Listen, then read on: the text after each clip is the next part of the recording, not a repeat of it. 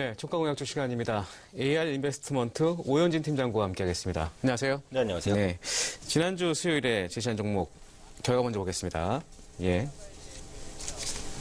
네, 지난주 11월 8일 종가 공약주가 하이트 진로였고요. 종가가 26,150원이었습니다. 이 거래일 동안 3% 달성에는 실패했습니다.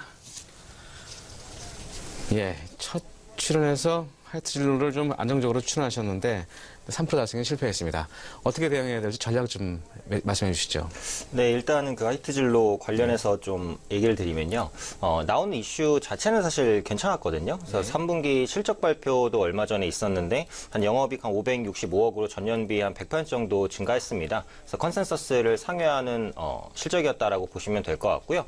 또 추가적으로 홍콩 맥주 시장에서 5년 만에 7배 성장했다라는 기사도 나왔습니다. 그래서 이슈는 전반적으로 좋았는데 그동안 흐름이 약간 좀 부진했던 게 외국인이 계속해서 매수를 하다가 이제 이번 주 초 같은 경우에 조금 매도세를 보인 측면이 있고요. 또 최근에 코스피 대형주가 이제 약간 꺾이고 코스닥이 좀 급등하는 모습이 나타나다 보니까 조금 소외된 게 아닌가라는 생각을 가지고 있습니다.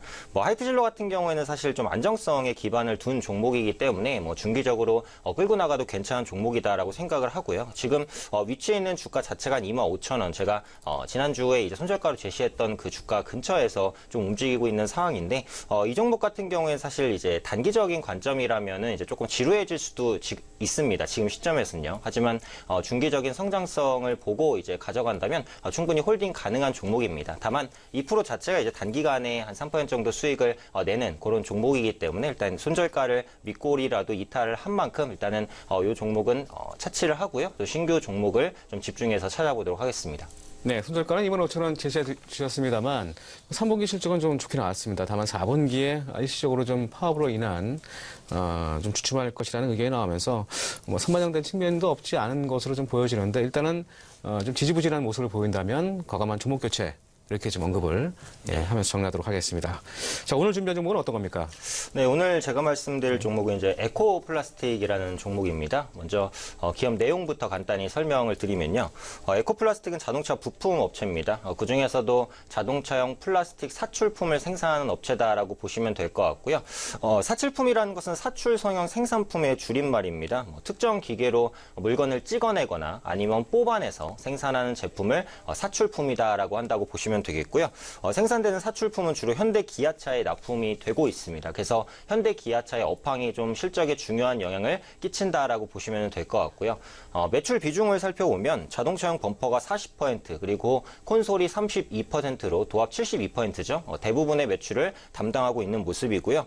범퍼 같은 경우야 차 앞부분에 이제 장착돼서 안전을 위해서 설치되는 것이고 콘솔은 운전석 오른쪽에 이제 사이드 브레이크라든지 아니면 기어 등이 위치해 있는 그 부품 박스를 이제 콘솔 박스라고 합니다. 그래서 그런 것들을 생산하는 기업이다라고 보시면 되겠고요. 이 범퍼, 자동차 범퍼 부분에서 현대차 내 시장 점유율이 한 60%, 1위를 차지하고 있는 업체고요. 또 범퍼를 생산하는 아이야 그리고 코모스라는 자회사를 보유하고 있는 그런 업체다 보시면 될 것 같습니다. 네, 자동차 부품 업종인 에코플라스틱입니다. 어떤 투자 포인트가 있는지 언급해 주시죠. 네, 크게 이제 4가지 정도 투자 포인트를 말씀드리도록 하겠습니다. 첫 번째로는 현대차의 중국 자동차 판매량 회복에 대한 기대감입니다.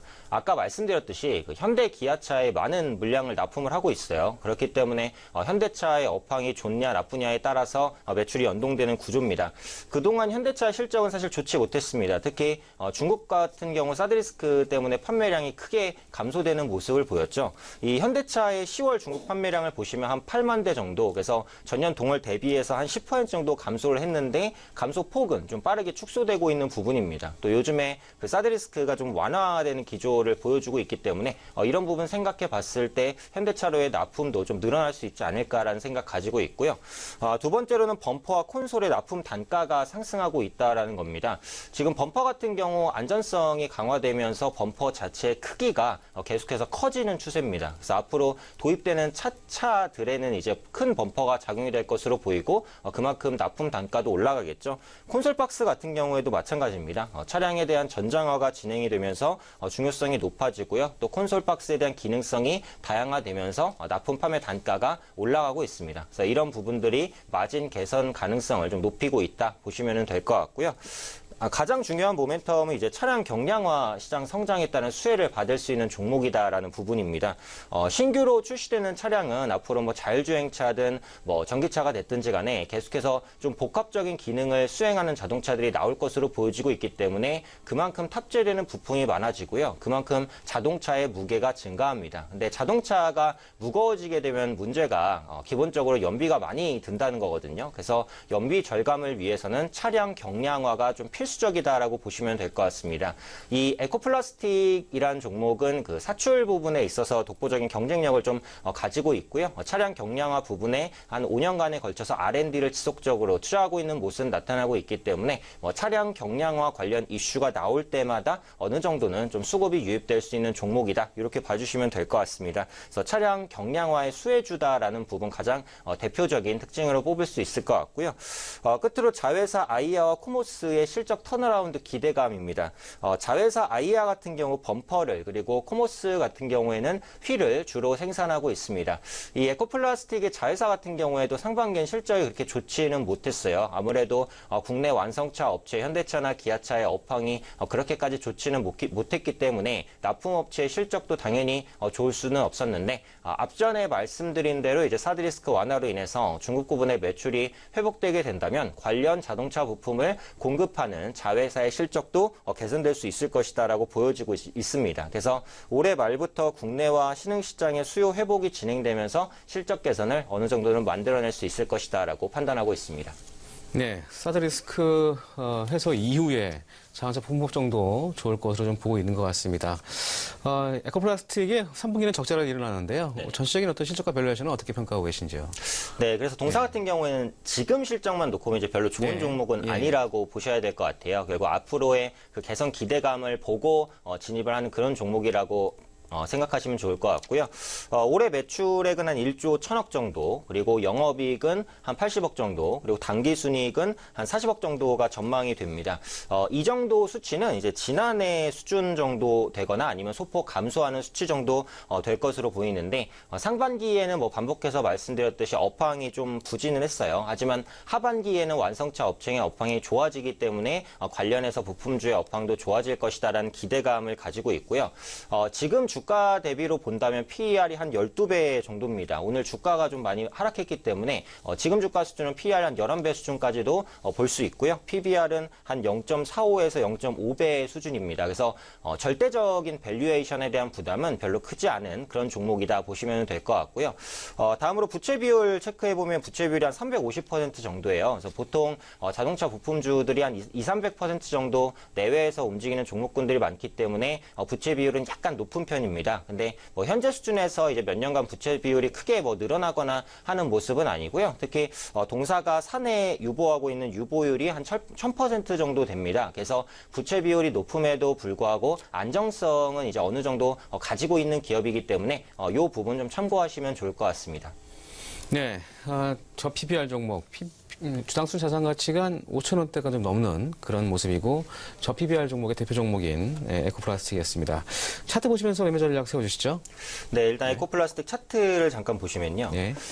최근에 있어서 주가가 바닥권에서 계속해서 급등하면서 윗꼬리가 좀 달리는 모습들이 나왔습니다. 9월 중순부터 말까지 매매가 굉장히 활발하게 일어났다라고 보시면 될 것 같아요. 네, 이 종목 같은 경우에는 상승이 나와도 그 상승을 유지하지 못하고 떨어지는 경우가 많거든요. 그래서 장중에 좀 실시간으로 매매를 하실 수 있는 분들이 매매하시기에 가장 좋은 종목이다. 이렇게 이제 말씀드리고 싶고요. 그동안 단기적으로 추세적인 상승을 약간 이어오다가 오늘 추세가 약간 꺾였어요. 그래서 하락하면서 5.8% 정도 하락했는데 오늘 장중에 밀려서 제가 이제 저가 매수를 하기 괜찮겠다라고 생각을 했는데 제 생각보다 좀 더 밀린 감이 있긴 합니다. 그래서 장 후반에 뭐 지진이라든지 이런 부분들로 코스닥 시장이 좀 망가졌기 때문에 그에 따라서 조금 더 밀린 것 같은데요. 지금 밑꼬리를 달고 회복을 시도하고 있고 현재 반등을 보여주고 있는 주가가 지지 라인이란 말이죠. 그래서 2,000원대 초반 부근에 있어서 매물대로 좀 받쳐주는 가격권의 형성돼 있기 때문에 오늘 종가 부근에서 진입을 일단은 좀 가능하다 이렇게 판단을 하고 있습니다. 일단 오늘 종가 수준 뭐 2,180원 정도 근처에서 마감될 것으로 보여지고 있는데요. 오늘 종가 마감을 하게 됐을 때는 목표가는 한 2,350원 정도. 2,350원은 최근에 기록했었던 고가 부근입니다. 그래서 단기적인 매물대가 되는 가격이기 때문에 단기 목표가로 좀 설정하기에 괜찮지 않을까라고 말씀드리겠고요. 손절가 같은 경우에는 2,100원 정도를 잡도록 하겠습니다. 어찌되었던 간에 오늘 이제 하락 추세로 좀 전환이 될 수도 있는 그런 상황이기 때문에 지금 시점에서 손절가를 넉넉하게 잡으면 안 될 것 같아요. 그래서 손절가는 약간 타이트하게 3,100원, 그리고 목표가는 이전 고점 2,300, 손절가는 2,100원, 그리고 목표가는 2,350원, 요 정도 기억하시면 좋을 것 같습니다. 네, 목표가 2,350원 제시해 주셨고요. 이틀 안에 3% 이상 달성 여부 지켜보도록 하겠습니다. 9월 중순 이후에 거래량이 늘어나는 모습은 상당히 수급적으로 긍정적인 모습일 수 있겠네요. 네, 그렇습니다. 네, 이 부분도 기대하셔서 대응하시면 좋을 것 같습니다. 네, 지금까지 AL 인베스트먼트의 오현진 팀장이었습니다. 고맙습니다. 네, 감사합니다. 네.